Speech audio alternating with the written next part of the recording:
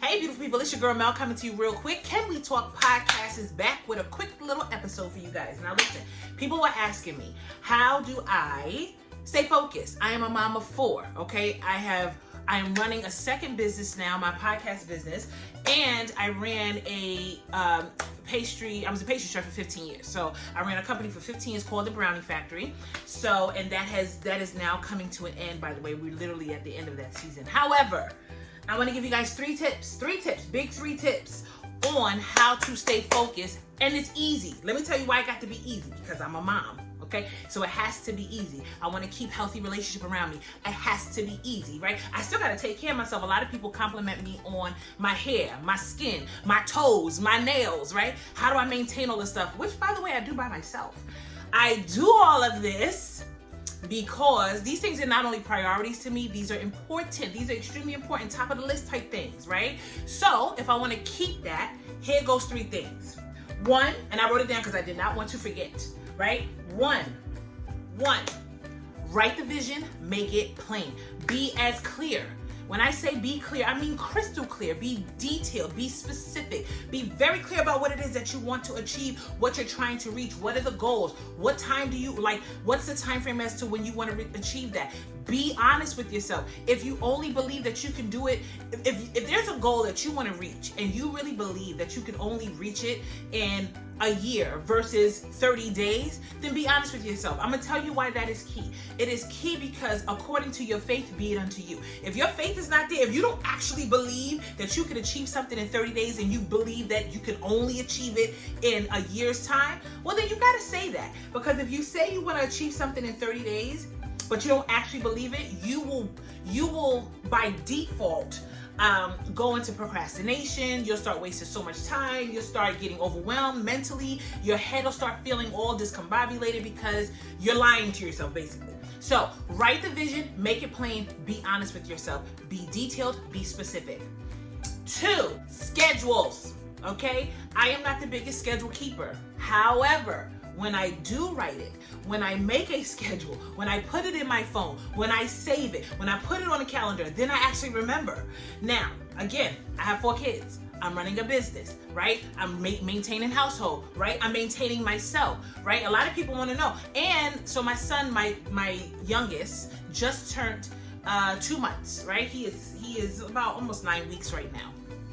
That being said, in order for me to make sure that I'm giving him the attention that he needs, my other 3 children the attention that they need, even though they're all 3 in the double digits, right? So they need my attention, but not as much, obviously, as the newborn, right? But then also giving myself attention, making sure that I'm loving on myself, caring for myself, maintaining my skin. People give me compliments on my skin and my hair and my nails and my toes and all that stuff. Well, as I said in step 1, I guess you could say, right? Those things require me to schedule it in. So I'm like, okay, how do I do that? Schedule. If you have a new baby, you have to be a little bit more intentional, right? So how are you more intentional?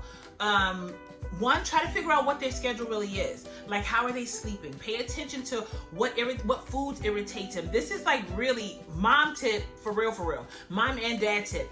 If you want your baby to be more at peace, if you want your baby to sleep well, if you want your baby to flow throughout your day, these are just quick little tips that I've learned on my own, which is that literally you want to make sure that you are maintaining their diet. If you're breastfeeding, so what are you eating, right?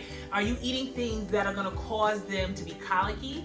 I learned that with my first son, and now with my second son, I'm like, oh, I now know dairy, gluten, eggs, and maybe even rice. I may have to stay away from rice, and as much as I love rice. But that's just a quick little tip from my moms and my dads. But tip number 3, my big tip. This is the tip that I think you need to do. I mean, yes, you got to do the other 2 because they're necessary, right? They're essential. But this is my big tip. Tip number 3 is replacing my procrastination with action steps. How do I do that? First and foremost, you need to know yourself well enough. So, when does procrastination start kicking up for you? What are the things that start to trip your procrastination switch, right? What is it? What is that thing What is a situation, a circumstance, an emotion, a scene, a theme of what's going on in your life? If your house is a mess, does that cause you to procrastinate? If you hang around certain people, do you feel drained after you talk to them? Does that cause procrastination? If you go to a job every single day, but you engage in just toxic, energy draining behavior, does that cause procrastination? You need to know yourself well enough in order to do this tip. It's an easy tip, but you gotta know who you are, okay? And I said this in other videos, and I'm gonna keep saying it until people get it. You need to know your form. There is a scripture that God says, I formed you before your mother and your father knew you. I formed you before you was in your mother's womb. I formed you. You need to know your form. So if you know, right, that you don't do well in a sea of gossip, do not go into an environment where there's a lot of gossip. If you know that you don't do well when you eat a ton of sugar, stop eating so much sugar. If you know you don't do well when you go to bed super late, but you know you got to get up at 5 a.m. in the morning, then stop going to bed super late. These are so simple, but people bypass them, and they don't realize that these foundational tips and bits and pieces that you need, try to visualize it this way. And this, because I'm a visual person, I'm going to tell it to you this way. Visualize it this way. If you had to lay bricks to form a foundation to build on top of that, right? If you had to lay bricks on your foundation to build a home on top of that, if you're missing bricks, if the bricks are kind of wonky, if the bricks are cracked, if your foundation is jacked up, would you feel comfortable building anything on top of that? The answer is a no. No, you would not. You know why? Because at the end of the day, if you want to build something, you want it to be sustainable. You want it to stay. So if you want it to be strong, sustainable, and consistent in your life, then you have to make sure that your foundation is shored up, okay? So replace your procrastination with action steps. Let me give you an action step. I kind of gave you some, I said it in another way, but I'm going to say it more in this way just to be very clear.